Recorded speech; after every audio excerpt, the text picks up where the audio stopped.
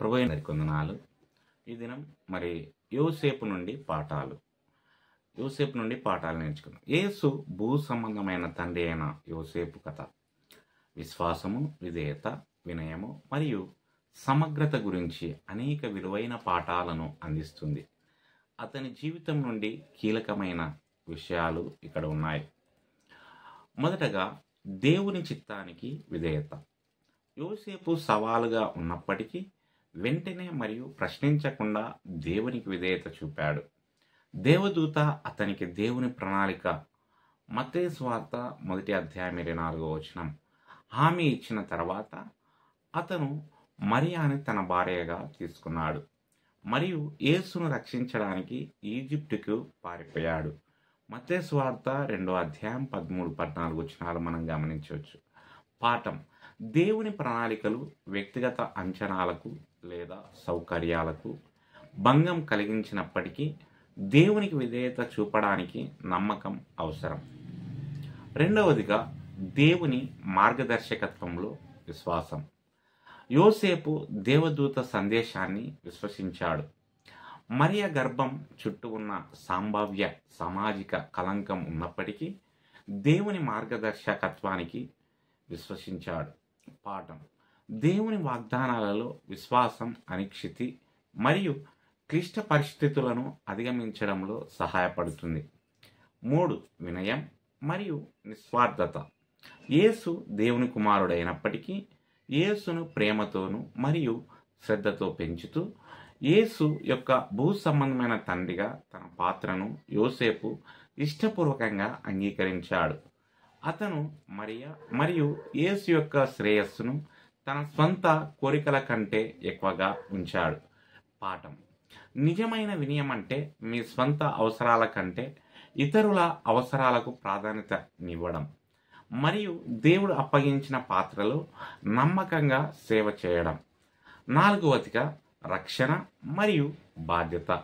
ఏ రోజు యేసును చంపడానికి ప్రయత్నించినప్పుడు యోసేపు తన కుటుంబాన్ని ఈజిప్టుకి తీసుకెళ్లి రక్షించాడు. మత్తయి సువార్త 2:13-14 గమనించవచ్చు. అతను శ్రద్ధ గల ప్రదాత మరియు రక్షకుడిగా వ్యవహరించాడు.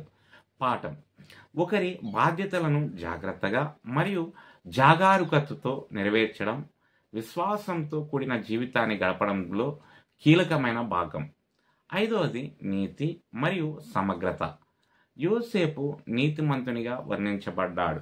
మత్తయి సువార్త 1:19 అతను మరియ యొక్క ఊహించని గర్భాన్ని దయ మరియు కరుణతో నిర్వహించడానికి ప్రయత్నించాడు. దేవదూత జోక్యం చేసుకునే ముందు ఆమె పబ్లిక్ అవమానాన్ని తప్పించుకోవడానికి నిశ్శబ్దంగా ఆమెకు విడాకులు ఇవ్వాలని ప్లాన్ చేశాడు. పాఠం: చిత్తశుద్ధి అంటే కష్టమైనప్పటికీ సరైన పని చేయడం మరియు ఇతరులతో దయ మరియు గౌరవంతో వ్యవహరించడం. 6వదిగా దేవుని స్వరాన్ని వినడం. యోసేపు కలల ద్వారా దేవుని సూచనలను శ్రద్ధగా విన్నాడు మరియు వెంటనే వాటిపై చర్య తీసుకున్నాడు. మత్తయి సువార్త 1:20-24 మత్తయి సువార్త 2:13 మత్తయి సువార్త 2:19-22 మనం గమనించవచ్చు. పాఠం: దేవుని స్వరానికి అనుగుణంగా ఉండడం మరియు వెంటనే స్పందించడం ఆయన చిత్తానికి అనుగుణంగా జీవించడంలో కీలకం.